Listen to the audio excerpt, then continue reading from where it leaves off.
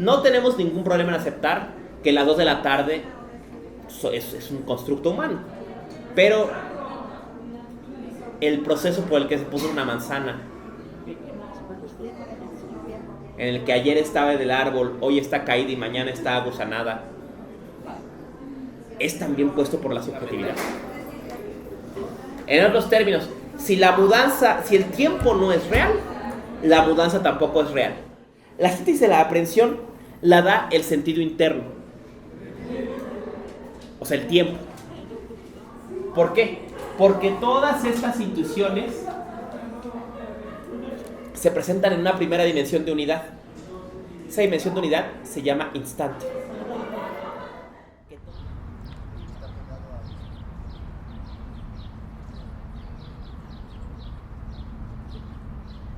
Ok, vamos a entrar hacia Kant.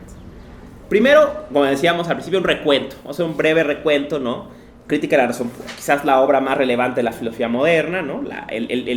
Muchas veces consideran el punto de quiebre en la filosofía, ¿no? O sea, de este libro nace la llamada tradición analítica, justo la institución analítico-sintético, la crítica a los juicios sintéticos a priori de Frege y demás. Y por otro lado, pues, en buena medida de aquí nace el idealismo alemán, eventualmente la fenomenología, la teoría crítica. Todo el mundo empieza aquí, ¿no? Parece ser el último piedra de toque hace que la filosofía moderna contemporánea corra toda en sus distintas direcciones, ¿no? Todo el mundo sabe, tiene algo que decir sobre la crítica de la razón pura, ¿no? Recuento breve de qué va, ¿no? La pregunta de la crítica de la razón pura es si es posible la metafísica, ¿no? Si es posible tener conocimiento en la metafísica. Entendemos por metafísica esa rama de la filosofía que pregunta sobre lo incondicionado, sobre aquello que está más allá del límite de la experiencia posible, ¿no? ¿Posible tener conocimiento independiente o más allá de la experiencia? Esa es la pregunta que se hace Kant. Si eso es posible, pues habría una posibilidad de crear conocimiento en metafísica. ¿Qué cosas pregunta en metafísica? Si existe Dios, si existe el alma, si hay algún sentido de unidad en el cosmos, ¿no? Grosso modo. Nos queremos responder esas preguntas, pero no encontramos cómo. Entonces Kant va a querer encontrar cómo es posible crear conocimiento independiente de la experiencia y de ahí pues avanzar hacia la metafísica, ¿no? Y si no, dice, por lo menos pues nos va a servir para delimitar el conocimiento y reconocer que esa empresa es imposible y abandonarla como una empresa epistémica, una empresa del conocimiento, ¿no? Entonces Kant traduce la pregunta ¿es posible la metafísica? A la pregunta si son posibles los juicios sintéticos a priori, ¿no? Y cómo son posibles los juicios sintéticos a priori. ¿Qué sería un juicio sintético a priori? Un juicio ampliativo, o sea, que agregue conocimiento, en que no solamente se explique el término, o sea, no un juicio analítico, y que no dependa de su justificación de la experiencia, o sea, a priori, ¿no? Si hubiera juicios sintéticos a priori, o sea, juicios ampliativos que generen conocimiento que no depende de su justificación de la experiencia, habría posibilidad de la metafísica usar este tipo de juicios para empezar a avanzar, ¿no? Esa es la idea de Kant. Y Kant va a señalar inmediatamente que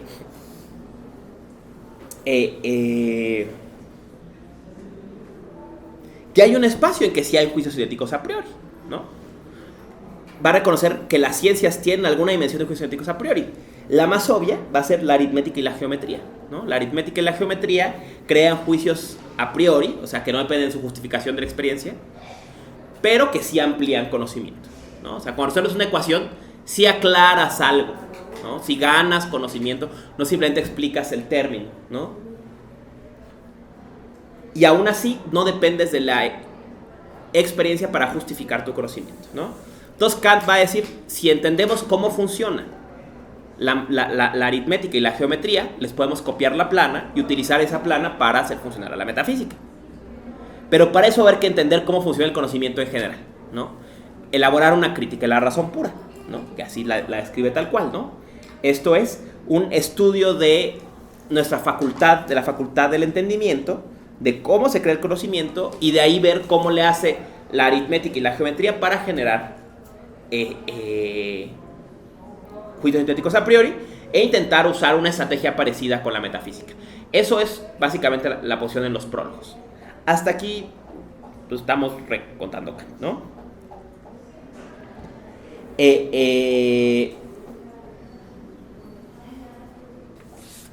Obviamente, ¿no?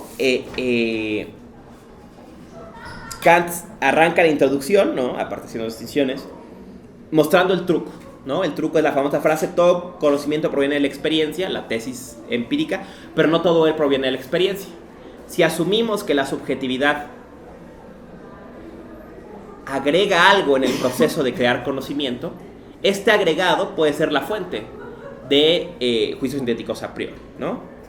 El agregado, ya sabemos, ¿no? En el caso de las intuiciones, va a ser la intuición del tiempo, la intuición del espacio. Entramos a detalle en qué significa eso, ¿no? Y esas intuiciones puras, junto con las categorías, ¿no? Que del fondo son otra cara de la intuición de tiempo, veremos, crean conocimiento, pero que no depende de la experiencia, ¿no? Por eso hay, en su justificación, claro, ¿no? Por eso hay juicios empíricos a priori, hay juicios a priori en la aritmética, en la geometría, o sea, en la ciencia de la sucesión, la aritmética, la ciencia del espacio puro, la geometría, ¿no? Y son sintéticos, son a priori, pero tienen un problema, que ya lo conocemos, que siguen siendo juicios referidos si no a la experiencia actual, sí a la experiencia posible, porque se construyen a partir de las condiciones de posibilidad de la experiencia, o sea, el tiempo y el espacio. Entonces, ¿son posibles juicios sintéticos a priori? Sí, pero todo juicio, todo conocimiento va a estar siempre referido a la experiencia. Incluso va a decir Kant una tesis más fuerte que ahorita voy a intentar explicar. Dice al principio: todo pensar está referido a la experiencia en último término. Ni siquiera olvidémonos del conocimiento. No podemos pensar más allá de los límites de la experiencia posible. Por tanto, no es posible tener conocimiento de metafísica.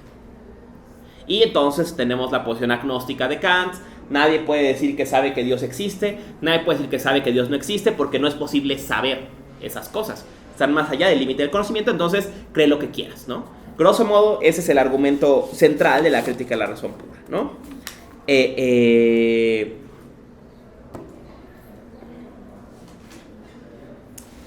Pero dentro de esto, ¿no? Dentro de este aparato de análisis del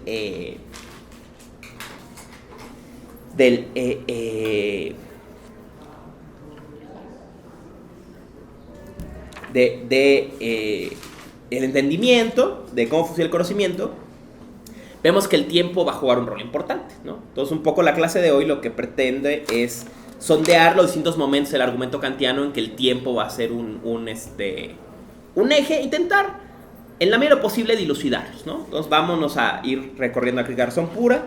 Obviamente hay que empezar por la estética trascendental, ¿no? La estética trascendental, Kant presenta las cartas, ¿no? Va a decir todo concepto proviene de la experiencia, pero no todo el de la experiencia. Además de las intuiciones sensibles, ¿no? Los estímulos que recibimos de los sentidos, el entendimiento, la intuición misma, el entendimiento en sentido general, en el proceso de en la experiencia no simplemente capta, sino además, veremos, ordena. Esto es crucial, ¿no? Utiliza estos dos principios para ordenar su experiencia, ¿no? Para que la experiencia quede dispuesta y no sea simplemente un cúmulo insignificante, ¿no? Y este grillado en que ordenamos la experiencia son intuiciones, pero que no son dadas por la intuición sensible, sino por la propia subjetividad, y son el tiempo y el espacio, ¿no? Da un ejemplo interesantísimo. Dice: prueba de ello es que no podemos pensar ni imaginar, podemos imaginar tiempos y espacios vacíos, pero no podemos imaginar nada fuera del tiempo y el espacio. Eso prueba que tiempo y espacio son los marcos en que vemos la película, digamos, ¿no? O sea, nuestro entendimiento no funciona, nuestra razón en general, así que esa facultad de pensar puede ir más allá de estos límites que son el tiempo y el espacio, ¿no? El tiempo y el espacio son condición de posibilidad de toda nuestra experiencia, ¿no? No hemos hasta aquí avanzado mucho, ¿no? Pero empecemos a aclarar estos dos, ¿no? La diferencia tiempo y espacio, la relación tiempo y espacio. De entrada, ¿no? Una primera caracterización que no es muy clara en Kant, pero es usada, la repetimos todo el tiempo cuando Kant le dedica 5 líneas, ¿no? Y es la idea del sentido externo y el sentido interno, ¿no? El tiempo es el sentido externo, el espacio es el sentido externo y el tiempo es el sentido interno, ¿no? Y da una explicación breve. Vamos a devolvernos a esta explicación, ¿no? Es inmediatamente al inicio de la estética trascendental, intuiciones puras. Aquí está, ¿no? Es en A23, B37, ¿no? De las canónicas. Vamos a ver A y B porque A se refiere a la primera edición y B a las posteriores, ¿no? Veremos el famoso, la famosa edición de todo el apartado de la imaginación. Se hace entre el tomo 1 y el tomo 2, entre la primera edición y la segunda edición, perdón. Y por eso, pues ahora las ediciones, tu idea traer las dos para rescatar este pasaje que va a ser muy importante para nosotros y nosotros, ¿no? Dice, les leo, ¿no? Por medio del sentido externo, una propiedad de nuestra mente, no representamos objetos como fuera de nosotros, y a estos todos nos los representamos en el espacio. Fin de la explicación del sentido interno. En este es determinada o determinable la forma de ellos, su tamaño y su relación que guardan entre sí. Esta es la última explicación que hay del sentido externo. El sentido externo, entonces vemos, ¿no? El espacio va a localizar las cosas fuera, ¿no? Diríamos el primer dimensión espacial va a ser afuera, ¿no? El mundo circundante.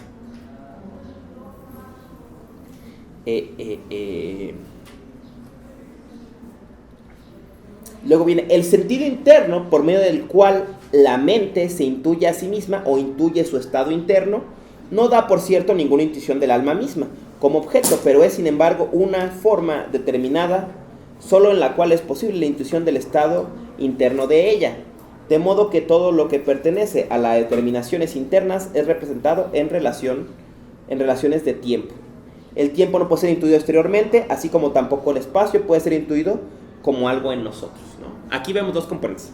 Primero, dice, el sentido interno por medio del cual la mente se intuye a sí misma. Aquí mente traduce Gemut en alemán. Gemut sería propiamente cúmulo de estados mentales. Porque si no hacemos esta corrección, este fragmento es una contradicción adyecto. Porque dice, más no la mente, ¿no? No está diciendo, con esto intuimos todos nuestros estados mentales, ¿no? Más no la mente misma. Digamos, sería la distinción. Aquí está haciendo, ¿no? Sabemos ya, Kant no cree, al menos de esto, que podamos intuir la mente misma. Si hubiera una facultad que intuyera la mente misma, esa facultad él mismo la bautiza, se llamaría intuición intelectual. Pero dice, no encontramos cómo funciona semejante facultad, ¿no? Entonces, el sentido interno, ¿no? Es por el medio por el cual nuestros estados mentales se intuyen a sí mismos.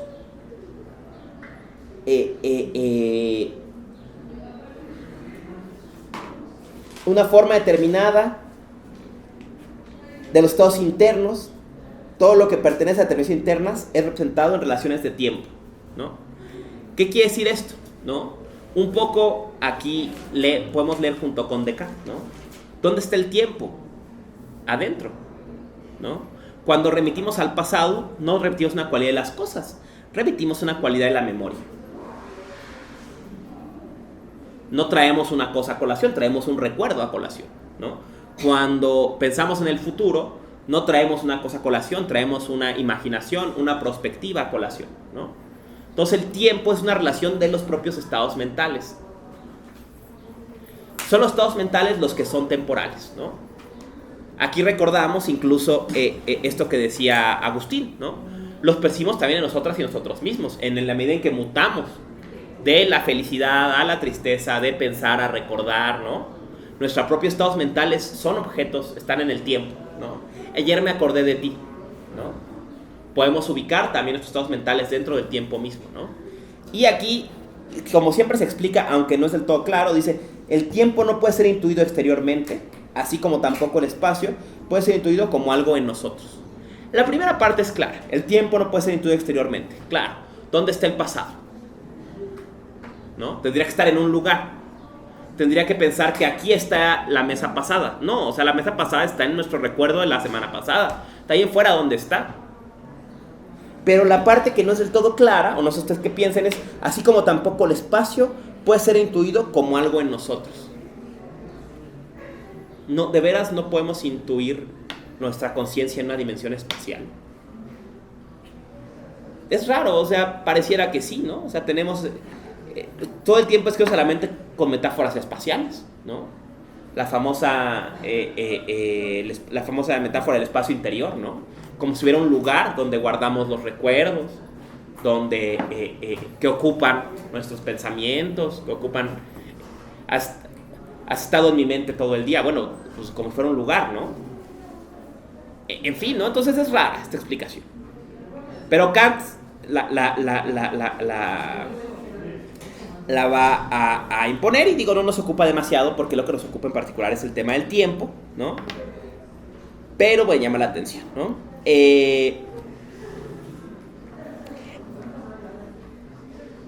Aquí es algunas cosas a reconocer, ¿no? Entonces, lo temporal son los estados mentales. Los estados mentales tienen una dimensión temporal, ¿no? Las intuiciones, los recuerdos, ¿no? Es donde está el tiempo, ¿no? Y nada más, ¿no?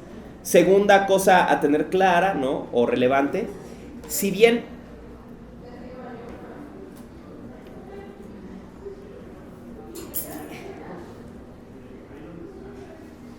la mente es lo único determinado de sí mismo temporalmente, esto no quiere decir que sepamos qué es la mente. La mente misma no la podemos conocer, ¿no?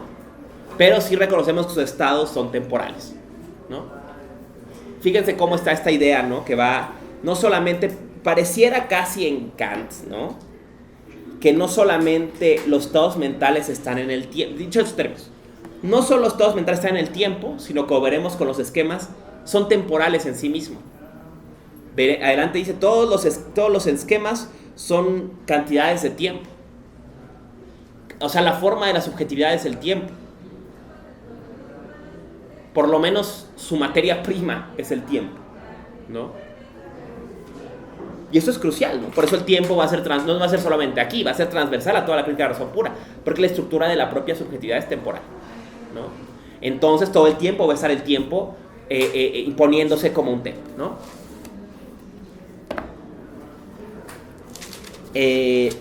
Luego, bueno, esta descripción del espacio. El espacio trae la idea de exterioridad, de contigüidad, y va a enfatizar mucho un tema que va al segundo punto, que es tanto tiempo como espacio son cualidades, no son cualidades de las cosas, solo lo son desde una perspectiva humana, ¿no? Es muy interesante aquí. Dice aquí, ¿no? En B43 a 27. Según esto, solo desde el punto de vista de un ser humano podemos hablar de espacio, de entes extensos, etc., ¿no? Mensch, ¿no? Esto es algo interesantísimo. Y es un problema... Digo, esta cuestión dio muchos problemas en Kant, ¿no? A partir de esto, nace una posición, particularmente en matemáticas, que es, de la que vamos a hablar un poco adelante, que es la posición del psicologismo, ¿no? Y todo de esta aclaración, ¿no? La estructura espaciotemporal de la subjetividad solamente es para los seres humanos. O sea, bueno, veremos las consecuencias, ¿no? Pero mantengan esta idea presente, ¿no?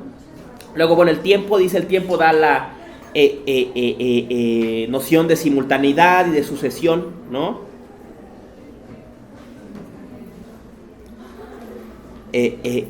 Tanto tiempo y espacio son formas del pensar mismo, o sea, el pensamiento siempre es espaciotemporal. Aunque nos imaginemos la cosa más loca, la imaginamos espaciotemporalmente, ¿no? Por más lejos que intente ir el entendimiento, el pensamiento, perdón, la razón, está siempre delimitado por estas intuiciones, y por eso todo pensar está referido a la experiencia, al menos a la experiencia posible, ¿no? Lo vemos en la dialéctica trascendental. Hasta cuando intentamos forzar las reglas, estas violencias se hacen sobre las reglas que ya tenemos. Entonces seguimos construyendo sobre el tiempo y el espacio, ¿no? Aun cuando queremos lanzarnos al alma y a Dios, seguimos partiendo de dimensiones espaciotemporales. Entonces todo nuestro pensamiento está siempre referido a la experiencia, ¿no? Es, digamos, un empirismo de segundo orden. No es que todo consciente venga inmediatamente a la experiencia, sino que sin importar cuánto nos alejemos de la experiencia, siempre, nuestro ser siempre está referido a tiempo y espacio, y con ello a la experiencia posible. Entonces estamos atrapados, digamos, en el campo de la experiencia, ¿no? ¿Podríamos decir que es como un metaempirismo? Sí, exacto. Porque, o sea, es curioso Kant, ¿no? Porque Kant mismo lo dice, ¿no? O sea, él está construyendo sobre Hume, el que lo despertó de su sueño, del famoso sueño dogmático, ¿no? Parte de Hume y dice, bueno, a ver, ahora no puedo tener un empirismo hasta cierto punto ingenuo, ¿no? Habrá que reconocer que hay conocimiento que no viene de la experiencia y hay que explicarlo. Y entonces lo explica, ¿no? Y el que va más allá, pues dice, no, pues ese sí, de plano, incluso, y es interesante la dialéctica por eso, porque dice, por más que parezca que, aun si no el consciente, al menos el pensar se eleva a concebir el alma y el orden, lo hace siempre desde idea de sucesión, de yo, ¿no? Confundiendo la percepción material con la percepción formal, y está todo hecho a partir del tiempo y espacio, ¿no? Entonces la subjetividad está enmarcada en estos límites de la experiencia, ¿no? No solo en su... Y es algo que yo no había dimensionado, no solo en su conocimiento. Su conocimiento es clarísimo, pero incluso en su pensar. No, lo más loco que imaginemos, lo imaginamos espacio-temporalmente. Entonces sigue referido a la experiencia, ¿no?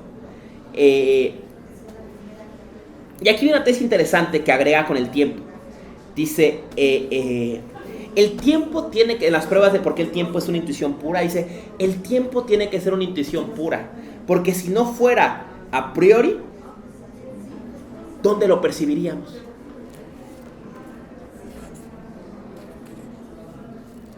¿Por qué? O sea, ¿dónde este argumento? Pues porque la percepción es instantánea. ¿Dónde percibimos ayer? ¿Qué intuición tenemos de ayer? ¿Qué intuición tenemos de mañana? Si no somos nosotros quienes agregamos la idea de ayer y mañana, no se ve qué sentido nuestro capte mañana o ayer. Este argumento es devastador. Si no somos nosotros quienes agregamos la dimensión temporal, no se ve cómo la intuición sola pudiera, ¿no? ¿Dónde intuimos lo que ya pasó?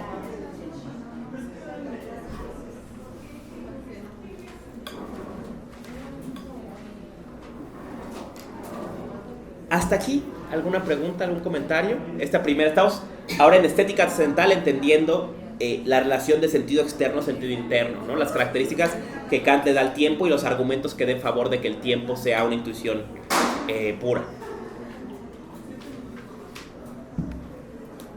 Bueno, encontramos adelante, ¿no? En el famoso, uno de mis pasajes predilectos, siempre me ha sido uno que pareció de mi interés, ¿no? Está es el parágrafo, no es el de la intuición intelectual, es el parágrafo 7, ¿no? El parágrafo titulado explicación, ¿no? Parágrafo 7 es interesante porque va a presentar un problema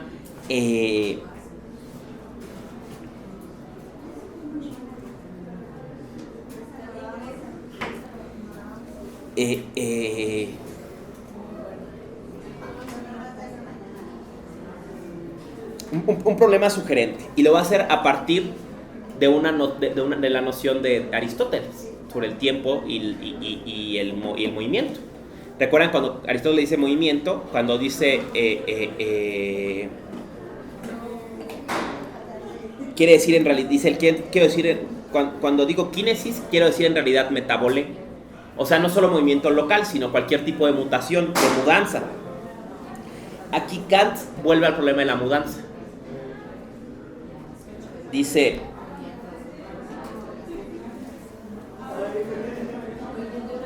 Les leo, ¿no? Dice, contra esta teoría que otorga al tiempo realidad empírica, pero le niega la absoluta y trascendental, he recibido de hombres inteligentes una objeción tan unánime que por ello supongo que debe estar de presentarse naturalmente en todo lector a quien estas cuestiones no le sean habituales. Dice pues, la mudanza es efectivamente real.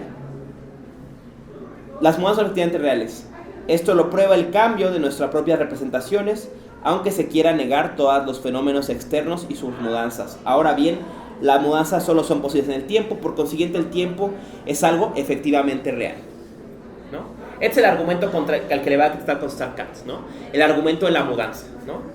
No tenemos ningún problema en aceptar que las 2 de la tarde es un constructo humano, pero el proceso por el que se puso una manzana, en el que ayer estaba en el árbol, hoy está caída y mañana está agusanada, es también puesto por la subjetividad. Y más aún dice, ok, seamos escépticos, el proceso por el que ayer estabas deprimido y hoy te sientes mejor, ¿es un proceso puesto por la subjetividad exclusivamente? En otros términos, si el tiempo no es real, la mudanza tampoco es real. El cambio, la mutación, no es tampoco real, ni afuera ni adentro. En realidad no estabas deprimido ayer y mejor hoy. Solo esta idea de ayer y hoy la pusiste tú. Entonces dice Kant, bueno, cualquier persona va a cuestionarme esto, ¿no? Permítanme responderles. Y aquí Kant es genial porque muerde la bala en el argumento. Dice, si me preguntas tú, ¿es el tiempo y con ello la mudanza real? Yo te digo, efectivamente es real. Realmente es una intuición pura del entendimiento. Sin duda. ¿Existe el tiempo? Sí. Como una intuición pura del entendimiento. Ahora, si tú me preguntas, ¿existe independiente de la subjetividad? Mi respuesta es no. Dice, solamente hay tiempo y mudanza para la subjetividad. E incluso, eventualmente, para la subjetividad humana. Pero si yo mismo u otro ente pudiese intuirme a mí mismo sin estas condiciones de la sensibilidad, entonces esas mismas determinaciones que ahora nos representamos como mudanza producirán un conocimiento en el que no se presentaría la representación de tiempo y por tanto tampoco de mudanza. Si Dios fuera mi psiquiatra, nunca vería mejor. Porque no podría ver que ayer me sentía mal y hoy me siento mejor. No podría ver a la manzana verde, la manzana caída y la manzana podrida. Esta distinción es interesantísima, ¿no? Porque entonces va a poner el peso del tiempo y eventualmente de la mudanza en la pura conciencia humana. Fuera de la conciencia humana,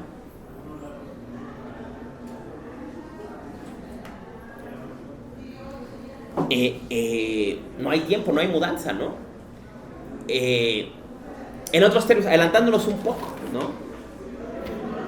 El tiempo es propio del fenómeno, o sea, de cómo se nos aparecen las cosas al entendimiento, como objetos. Y solo del fenómeno. En el noumeno, que es un concepto teórico, no sabemos qué es porque es una contradicción en la que hay que preguntarse cómo es el mundo más allá de cómo lo conocemos. No podríamos saberlo nunca. En este constructo teórico lo único que podemos afirmar tajantemente es que el noumeno es atemporal y no tiene cambio, no presenta ningún cambio. ¿Quién intentó? Kant no caminó en esta dirección, pero el que sí intentó hacerlo fue Schopenhauer. Cuando Schopenhauer intenta pensar el noumeno, dice, bueno, habrá que confesar que la voluntad no tiene direccionalidad, porque no tiene antes ni después. Por eso él dirá, por ejemplo, ¿no? en el libro 3 de El mundo como voluntad y representación, que la forma más cercana, en el momento en que la representación puede tocar el nóumeno es a través del arte, porque el arte presenta las cosas congeladas, sin tiempo. Presenta el fenómeno mismo, las fuerzas fundamentales, sin antes ni después, ¿no? La pintura presenta la especie, dice, ¿no? La pintura tiene al caballo, no a este o aquel, ni envejece ni se hace más joven. Presenta la pura idea platónica, ¿no? Sería para Schopenhauer, este nivel más cercano, pero casi inmóvil, ¿no? Entonces, que esta consecuencia interesante que Kant va a reconocer, ¿no? Que si el tiempo es una intuición pura, pues entonces fuera de la subjetividad no hay tiempo. Entonces no la hay en el nóumeno, ni mutación, ni interna, ni externa, ni nada. Y además, podemos concebir que haya otras formas de subjetividad que no estén mediadas por la intuición de tiempo, ¿no? O que estén mediadas por intuiciones de tiempo distintas, ¿no? No es claro por qué Kant abre esta puerta, ¿no? Cómo reduce su espectro en que no está describiendo la subjetividad, sino la subjetividad humana, ¿no? Casi podría decir un suspicaz, la subjetividad humana blanca en condiciones normales, ¿no?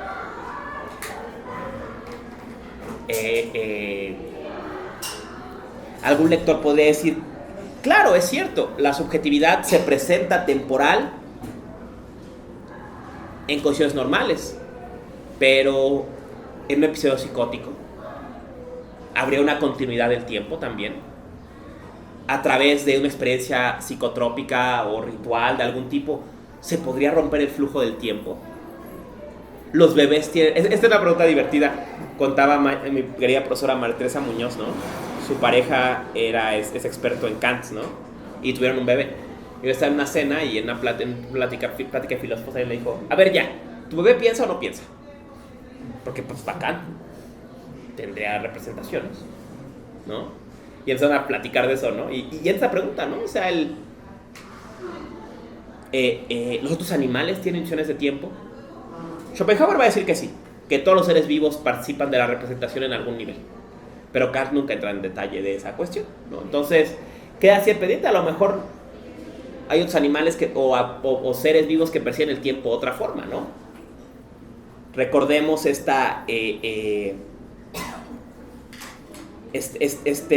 tema que hemos venido usando. La vimos en Leyeté, lo vimos en Dogen, ¿no? Del tiempo cristalizado en el árbol, ¿no? El árbol como una materialización del devenir, ¿no? O sea, en que puedes ver toda su vida se queda en un solo lugar, ¿no? Cortas el tronco y están todas las épocas, ¿no? Recuerdan este episodio en Leyeté, en un momento van al de este bosque de los pinos en Estados Unidos, ¿no? Bueno, creo que está, no sé dónde está, pero está en un bosque con pinos. Y está el pino cortado y así dice, mira, aquí te conocí, mira, y aquí pasó tal cosa, mira, y aquí, y está todo su tiempo, en toda su experiencia, está en ese árbol, ¿no? Dice, aquí nací yo, y aquí nos conocimos, y aquí ¿no?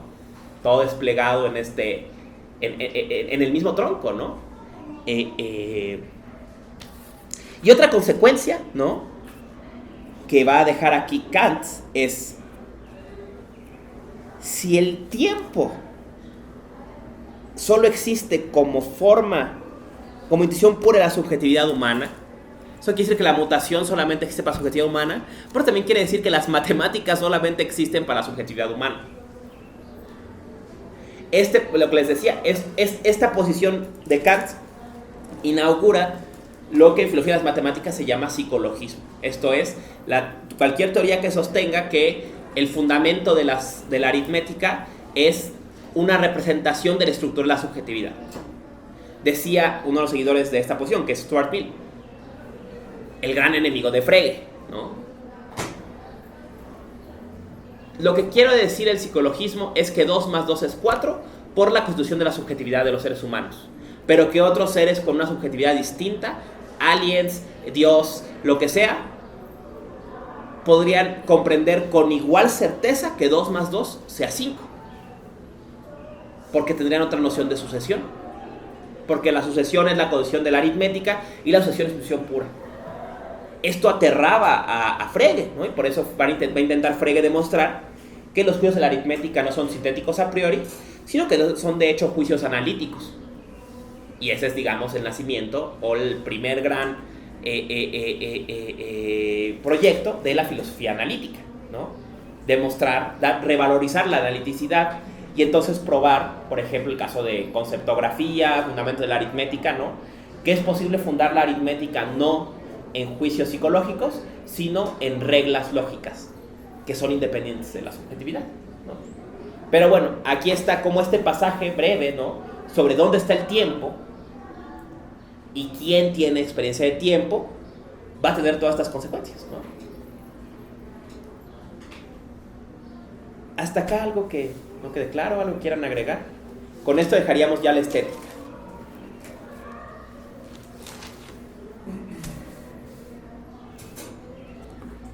Ok, pues vámonos recio entonces a la analítica, ¿no? Va a ser más o menos donde dejemos el...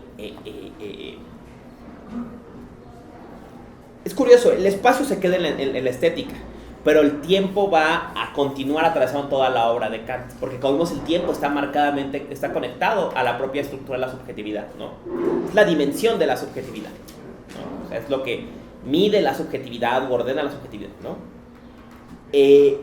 Recordando un poco, ¿no? La famosa frase de la lógica trascendental del inicio, ¿no? Las intuiciones sin... los conceptos sin intuiciones son vacíos, las intuiciones sin conceptos son ciegas, ¿no? Kant va a pensar, una vez que leemos la analítica nos damos cuenta de cómo Kant concibe el proceso del entendimiento. El entendimiento va a ser siempre para Kant un proceso de síntesis, de reunión, que va a partir de una multiplicidad extrema y va a llegar al máximo grado de unidad. Conocer es reunir, digamos, ¿no? En otros términos, el entendimiento es una operación de síntesis, ¿no? Y todo el tiempo, entonces, el entendimiento lo que va a hacer tomar la materia prima de las sensaciones y irlas agrupando, ordenando, hasta sintetizarlas completamente, ¿no? Y en este proceso, cada uno de los pasos va a estar mediado por una dimensión temporal, ¿no? Vamos a ver la primera versión, la versión de la primera edición, que es sobremanera interesante, ¿no? Entonces, el entendimiento todo el tiempo va a hacer esta función de síntesis, ¿no? De tomar la multiplicidad de intuiciones instantáneas y ordenarlas para construir nuestro conocimiento, nuestra experiencia y nuestro pensamiento en general, ¿no? ¿Cómo hace esto, no? Empezamos con una multiplicidad de intuiciones, ¿no? Intuiciones ciegas, ¿no? Estímulos, digamos, de los sentidos, estímulos nerviosos, que de alguna forma que Kant nunca explica, llegan a la conciencia, ¿no? La conciencia lo que va a hacer es ir decantando todo, ¿no? Va a ser una función de embudo, ¿no? Va a ir juntando todo hasta reunirlo. Y esta reunión va a pasar en 3 pasos, ¿no? El primer paso, ¿no? Va a ser la síntesis de la aprehensión. Síntesis de la aprehensión, ¿no? La síntesis de la aprehensión la da el sentido interno. O sea, el tiempo. ¿Por qué? Porque todas estas intuiciones se presentan en una primera dimensión de unidad. Esa dimensión de unidad se llama instante. Que todas pasan a la vez.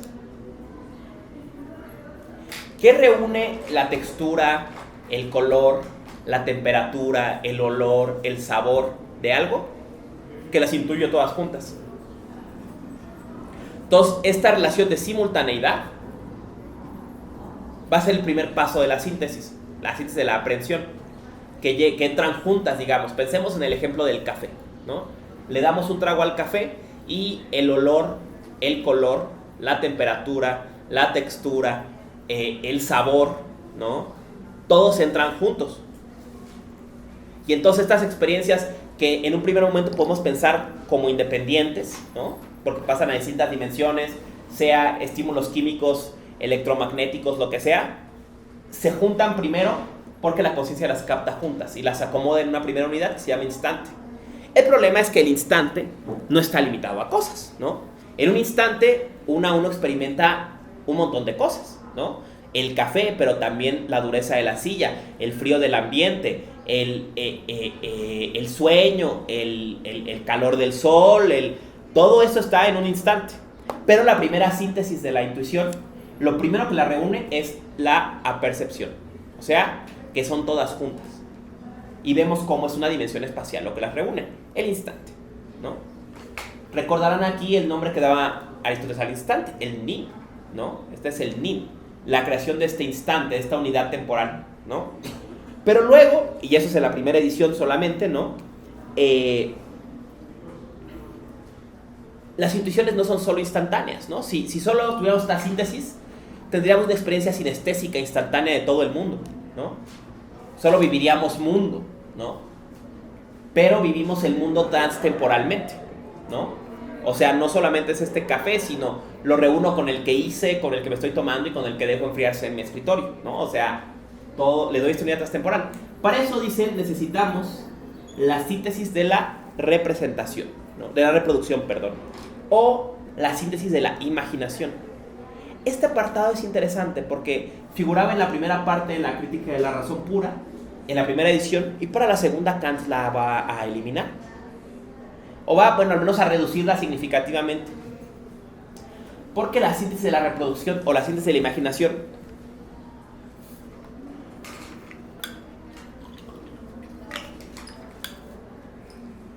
supone justamente esta otra facultad, la facultad de imaginar. Imagina en sentido literal de crear una imagen de totalidad, ¿no? Kant lo explica sencillamente. Déjenles leo la de la síntesis de la imaginación. Están acá estos. ¿Esa es síntesis de qué? ¿De aprehensión? Síntesis de aprehensión, de aprehensión, con H. Síntesis de reproducción. Aquí está, ¿no? Está hablando, ¿no? Estamos en A102. Solamente existe en A porque, insisto, en la segunda edición ya la quita acá, ¿no? Dice, pero si yo dejara que se me fuera del pensamiento la representación precedente y las primeras partes de la línea, las partes previas del tiempo, o las unidades representadas una tras otras, y no las reprodujera al pasar a las siguientes, entonces nunca podría seguir una representación completa, ni ninguno de los pensamientos antes mencionados, y ni siquiera podría seguir las más puras y primeras representaciones fundamentales de espacio y de tiempo. La síntesis de la aprehensión está, pues, inseparablemente enlazada con la síntesis de la reproducción. Y como aquella constituye el fundamento trascendental de la posibilidad de todo conocimiento en general, no solamente de los empíricos, sino también de los puros a priori, la síntesis reproductiva de la imaginación se cuenta entre las acciones trascendentales de la mente, y en consideración a ellas denominaremos a esta facultad también facultad trascendental de imaginación. Aquí introduce esta idea de la imaginación trascendental, ¿no? ¿Cuál es el ejemplo que da Kant? Si estás leyendo una novela, no nada más tienes la experiencia de la línea que estás leyendo, te acuerdas de las otras. Entonces dependes de esta imaginación para tener una experiencia significativa que le dé un sentido de totalidad. Cuando oyes una pieza de música, no oyes nada más la nota que está ahorita, te acuerdas de todos los demás movimientos. Y entonces tienes una experiencia significativa. Pero esos movimientos ya no los estás experimentando ahora. Tienes que imaginarlos, ¿no? Crear esta imagen, ¿no? Este sentido de totalidad. Recordemos lo que ya lo decía Agustín, ¿no? El tiempo está conectado a la imaginación, ¿no? Hasta que crear una imagen total, ¿no? Que representa lo que fue, lo que es y lo que va a ser, ¿no? Y estas dos partes son solamente imaginaciones, o se agregan imaginativamente, ¿no? Nosotros nos agarramos nada más un cachito y todo el antes y todo el después, o sea, experiencia instantánea, todo el antes y todo después se lo tenemos que agregar, ¿no? Para crear una síntesis de la experiencia, ¿no?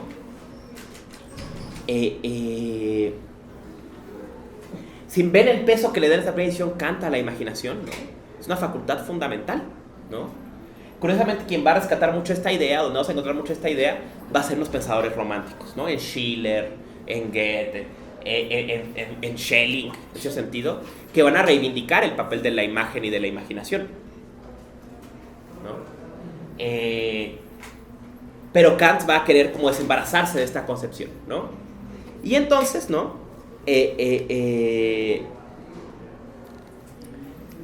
Vamos a tener la síntesis de la sensación, la síntesis de la imaginación y la síntesis de la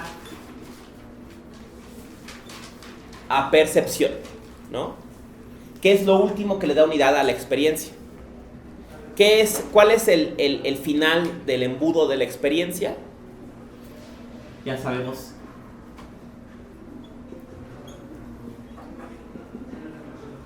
El yo pienso que debe poder acompañar todas nuestras representaciones.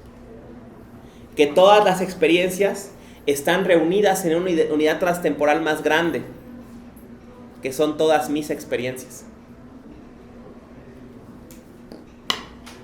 Es el sentido interno el que reúne el olor del café con el sabor. Es la ciencia de la imaginación el que une el inicio del café con el final, ¿no? Y dices, ay, la primera parte estuvo buena, pero ya la segunda ya estaba frío, o ya estaba medio amargo, se asentó. Eso depende de la reproducción, de la imaginación. Pero lo que reúne a ese café con el café que te hacía tu mamá, con el café que siempre te ha gustado, con el que te vas a tomar un día antes de morir, es la ciencia de la percepción. Que todas las experiencias se reúnen en que son mi experiencia.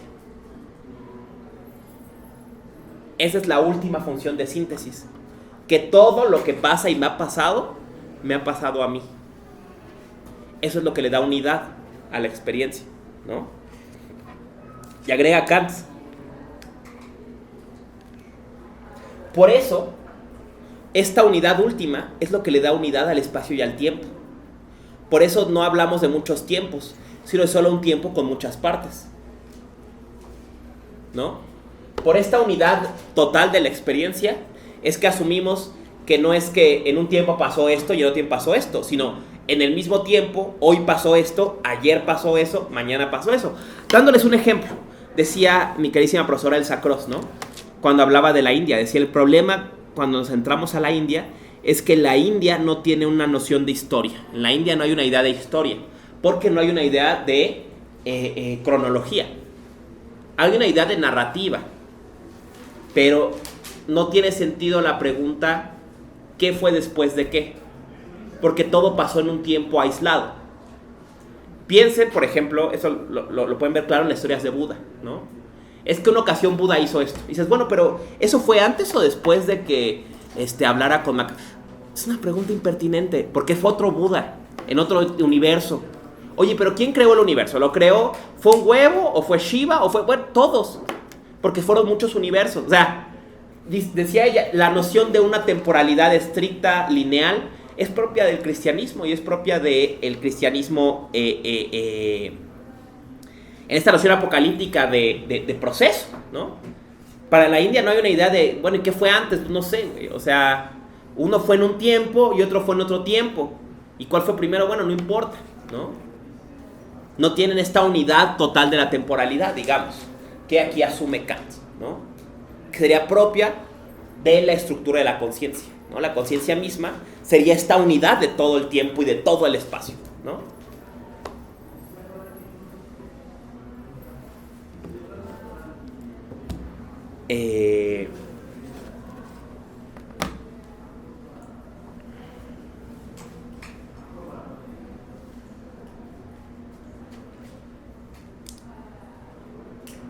Hasta aquí, ¿alguna pregunta? ¿Algo que no quede claro? Pero ven entonces cómo la temporalidad parece ser la propia dimensión de la conciencia, ¿no? Este es el tiempo que reunimos el instante, reunimos el antes y el después, ¿no? Le damos una unidad a la experiencia transtemporal, ¿no? A la pieza musical, a la película, ¿no? El principio estuvo flojo, pero luego estuvo mejor. Y dices, bueno, ¿y dónde está el principio de la película? ¿No? Supone esta imaginación, esta facultad de imaginar, ¿no? Y eventualmente es la conciencia la que le da una unidad de totalidad a la experiencia, ¿no?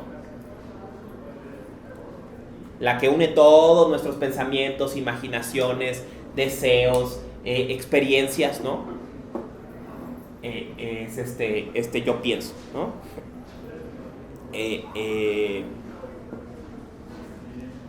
El último momento relevante, creo, donde podemos ver el tiempo es en el esquematismo, ¿no? En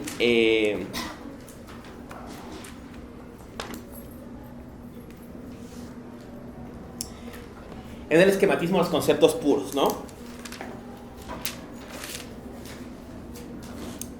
Kant explica, ¿no? Les leo, estamos en B182 a 143. Dice, la imagen pura de todas las cantidades ante el sentido externo es el espacio, pero de todos los objetos, de los sentidos en general, el tiempo, ¿no? Las cantidades externas se ven espacialmente, grande, chico, etcétera, ¿no? Pero la dimensión, la cantidad que atraviesa todo es el tiempo. El esquema puro de la cantidad, quantitatis, como esquema de un concepto del entendimiento, es el número, que es una representación que abarca la adición sucesiva del 1. Por tanto, el número no es otra cosa que la unidad de la síntesis de la múltiple intuición homogénea en general, de modo tal que produzca el tiempo mismo en la aprehensión de la intuición. Aquí lo dice tal cual, ¿no? En el esquematismo. ¿Qué es el tiempo? El número de la conciencia. Lo que mide las parcelas de la conciencia, digamos, ¿no? Y los conceptos no son sino parcelas de la conciencia, determinadas temporalmente. Esto suena raro, pero déjenme les traduzco un poco. Y aquí lo que va a hacer es explicar, por eso no hablé de las categorías, no hablé de las categorías en la analítica trascendental, es por esta razón. Porque Kant aquí explica en el esquematismo, las categorías son en el fondo nombres de parcelas de tiempo, de cantidades de tiempo. Aquí va la explicación, dice, realidad es un concepto puro del entendimiento, aquello que corresponde en general a una sensación, aquello, por tanto, cuyo concepto en sí mismo indica un ser en el tiempo. Negación es aquello cuyo concepto representa un no ser en el tiempo. La oposición de ambos ocurre, por tanto, en la diferencia del mismo tiempo, como un tiempo pleno o vacío. El esquema, le leo más adelante. El esquema de la substancia es la permanencia de lo real en el tiempo, es decir, la representación de ello como sustrato de la determinación empírica general del tiempo. El esquema de la causa y de la causalidad, de una cosa en general, de lo real, a lo cual se presta siempre, le sigue algo diferente, consiste pues en la sucesión de lo múltiple en la medida en que está sometida a una regla. La necesidad es la existencia de un objeto en todo tiempo, la realidad es la existencia de una cosa en un tiempo determinado, ¿no? Entonces, ¿qué está diciendo al final? La estructura misma del entendimiento es tiempo, ¿no? El tiempo es lo que le da forma al pensar, ¿no? Toda facultad, la facultad misma del entendimiento, no es sino una facultad de ordenar en el tiempo. Piensa en esto, ¿qué es la sustancia? Las cualidades de algo que cambia en el tiempo. ¿Qué es el accidente? Las cualidades de algo que en el tiempo van y vienen. ¿Qué es la necesidad? Que está en todo tiempo. ¿Qué está traduciendo entonces en el esquematismo, ¿no? Las categorías, esos conceptos que utiliza el entendimiento para ordenar sus representaciones a cantidades de tiempo. Cantidades que obviamente solo pueden ser dadas por la propia facultad, digamos, leyendo la primera edición, por la propia facultad imaginativa. Adelante, por favor. O sea, con eso que acaba de decir que el tiempo es la estructura misma del entendimiento, lo podríamos poner en términos aristotélicos de su metafísica también de causas, o sea, de que podría ser el tiempo, la causa también formal del entendimiento, entendiéndolo como que es lo que subyace, ¿no? Lo que queda. Es una muy buena forma de ponerlo. No sabemos qué es la mente, porque es uno de los temas en Kant, ¿no? Que el yo material no es objeto del entendimiento, ¿no? Al menos a priori. A posteriori sí, te puedes ir conociendo, pero quién eres a priori no lo puedes saber, ¿no? No sabemos qué es lo que es la mente, pero lo que sea que es la mente está hecha de tiempo, ¿no? Y aquí en el esquematismo es del todo claro. Los conceptos del entendimiento son conceptos temporales. La razón, en sentido más general en Kant, podría entenderse como una facultad de ordenar en el tiempo, simplemente, ¿no? E incluso las cosas más sublimes que podamos pensar no hacemos sin ordenarse en el tiempo. ¿Qué es Dios? El ente que siempre ha estado, ¿no? ¿Qué es la inmortalidad del alma? La idea de que el yo continúa en el tiempo después, ¿no? O sea, vienen estas ideas, ¿no? Lo único que hace el entendimiento es temporizar, ¿no? Podríamos decir, y para rematar la clase con esta frase, para Kant, si algo somos entes tempóreos, ¿no? El ser humano es el ente tempóreo por antonomasia, el que temporiza el mundo. Si nosotros, todo está congelado en un eterno ahora. Lo único que nosotros agregamos es la experiencia de tiempo, ¿no? El antes y el después, y con ello la idea de duración y todo, y no, lo que hacemos al pensar no es más que temporizar, ¿no? Agregar tiempo, ¿no? E insisto, piensen en lo poderosa que es esta tesis, y fuera de nosotras y nosotros no hay sucesión, ¿no? Pónganlo así: si Kant pudiera dialogar con Agustín, le tendría que decir, al explicarle su tesis a Agustín sería, ok, todo lo que tú estás diciendo es que los seres humanos somos las criaturas caídas que experimentamos todo este proceso de caída, reconciliación, redención, demás, y que el nómeno es Dios, el instante de Dios, que no cambia nunca, que no tiene antes ni después, y que somos nosotras y nosotros que al percibir el mundo le agregamos. No sé, Kant diría probablemente sí, ¿no? Probablemente sí. En fin, ¿no?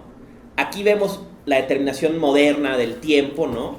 Es una dimensión completamente interior, es la estructura propia de la subjetividad, ¿no? La estructura de la conciencia es temporal, ¿no? ¿Quién va a retomar esta idea? Heidegger. Heidegger va a agarrar esta idea, vamos a ver en unos 15 días el concepto de tiempo de Heidegger, su ensayo temprano, y va a piratearse esta idea. Husserl va a tomar esta idea y va a caminar. ¿Cuál es la forma de la conciencia? Es el tiempo, ¿no? O sea, y eso es esta idea que ya está prefigurada desde Descartes y que va a quedar explícita en Kant, ¿no? Antes de cerrar, y por aquí si quieren preguntar o comentar más cosas, ya terminar la grabación, para la próxima clase vamos a empezar con Berzón, ¿ok? Estuve debatiéndome en qué recomendarles. Estaba haciendo una compilación de... pensaba que viéramos Materia y Memoria y Evolución Creadora, que de alguna forma van de la mano. Obviamente, si pueden verlos en orden, lean Materia y Memoria primero, porque sienta las bases del pensamiento bersoniano, y de ahí es más fácil reconstruir la evolución creadora. Pero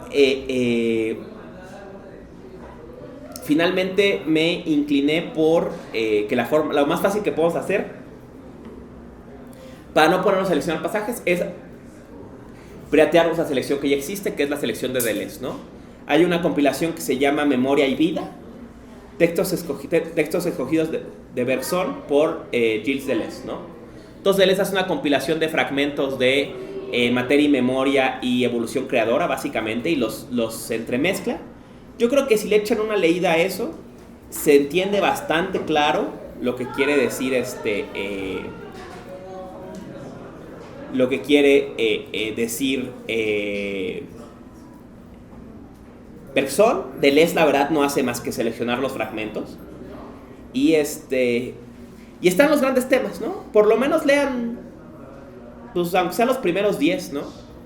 y se hacen una idea, grosso modo, del argumento del orgánico y lo inorgánico, el rol de la memoria, el sentido de totalidad, y ya refiriéndonos a materia y memoria, vamos a entrar a la minucia, ¿no? Estuve releyendo materia y memoria, se me ocurrió un argumento interesante y se los pongo sobre la mesa, nada más lo puedo discutir la próxima semana, ¿no? En materia y memoria, ¿no? Él está hablando sobre la noción de imagen, ¿no? En primera parte, imagen interior, imagen pasiva, imagen activa, ¿no? Esta imagen del mundo circundante en que no puedo hacer nada, y esta imagen mediada por nosotros, centrada en nosotros, en la medida que integramos actividad, ¿no? Y es un argumento interesante, dice, el bebé crea una noción empieza a crear un pensamiento conceptual en la medida en que empieza a actuar en el mundo, ¿no? Y empieza a desintegrar esta unidad, ¿no? Con su agencia. Y pensaba, ¿qué pasaría si tomáramos este argumento sobre la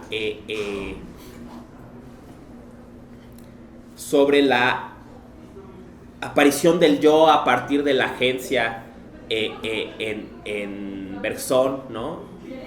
Y la ruptura de la totalidad del mundo, ¿no? Y lo mezcláramos, lo leyéramos junto con la idea de la meditación y el zazen en el budismo, ¿no?